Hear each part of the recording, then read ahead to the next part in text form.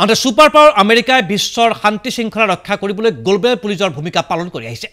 কিন্তু এই আমেৰিকাতে এতিয়া সৰ্বত্ৰে আইন শৃংখলা ভংগৰ ঘটনা, সাধাৰণ আইন শৃংখলা ভংগৰ ঘটনা নহয়, আমেৰিকাৰ প্ৰান্তে প্ৰান্তে এতিয়া দুৰ্বৃত্তৰ নিতৌ ধাৰাবাহিক গণহত্যা। আমেৰিকাৰ সঁচাকৈ এতিয়া ভয়ংকৰ পৰিৱেশ। দেশখনৰ সাধাৰণ নাগৰিকসকলৰ নাই সমূলি নিৰাপত্তা। ইয়াৰ শেহতীয়া উদাহৰণ হিচাপে দেশখনৰ মিছিছিপি এলেকাত এজন উন্মাদ বন্দুকধাৰীয়ে শুক্ৰবাৰে গুলীয়াই হত্যা কৰিলে ছজনকৈ নিৰীহ ব্যক্তি। শুক্ৰবাৰে কেইবা ঘণ্টা ধৰি মিছিছিপিৰ এজনৰ পাছত আনজন লোকক হত্যা কৰিলে এজন দুৰ্বৃত্তই। ঘৰত প্ৰৱেশ কৰি এই উন্মাদ বন্দুকধাৰীজনে হত্যা কৰিলে লোকসকলক। পাছত আৰক্ষীয়ে হত্যাকাৰী 52 বছৰীয়া লোকজনক গ্ৰেপ্তাৰ কৰিবলৈ সক্ষম হয়। ইয়াৰ পূৰ্বে মিচিগানত এখন বিশ্ববিদ্যালয়ৰ চৌহদত উন্মাদ বন্দুকধাৰীয়ে হত্যা কৰিছিল 3গৰাকী নিৰীহ নাগৰিকক। আমেৰিকাত বিগত 48টা দিনত 63টা গণহত্যাৰ ঘটনা সংঘটিত হৈছে। এনে হত্যাকাণ্ডসমূহত বন্দুকধাৰী দুৰ্বৃত্তই হত্যা কৰিছে শতাধিক ব্যক্তিক। আমেৰিকাৰ সাম্প্ৰতিক পৰিস্থিতি কেনে ভয়ংকৰ তাৰ উমান পোৱা গৈছে এই ঘটনাসমূহৰ পৰাই।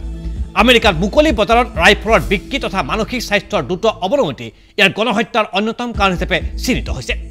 দেশখনত সম্প্ৰতি হতাশগ্ৰস্ত লোকৰ সংখ্যা উদ্বেগজনকভাৱে বৃদ্ধি পাইছে।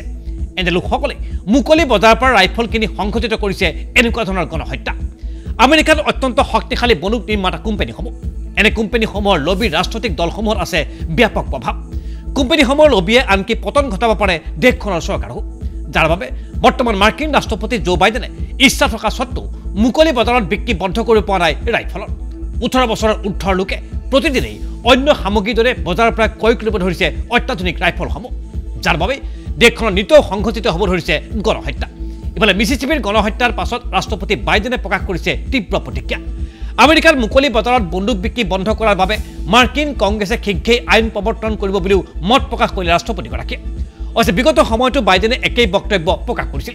কিন্তু বন্দুক লবিৰ প্ৰভাৱত তাখিত হৈ থকা বাইডেনে কেতিয়াও পূৰ্ণ পৰ্যায়ত সাহস গোটাব পৰা নাই ৰাইফলৰ মুকলি বিক্ৰী বন্ধ কৰাৰ বাবে, আৰু যাৰ বাবে এটাৰ পাছত আনটো গণহত্যা সংঘটিত হৈছে ছুপাৰ পাৱাৰ আমেৰিকাত।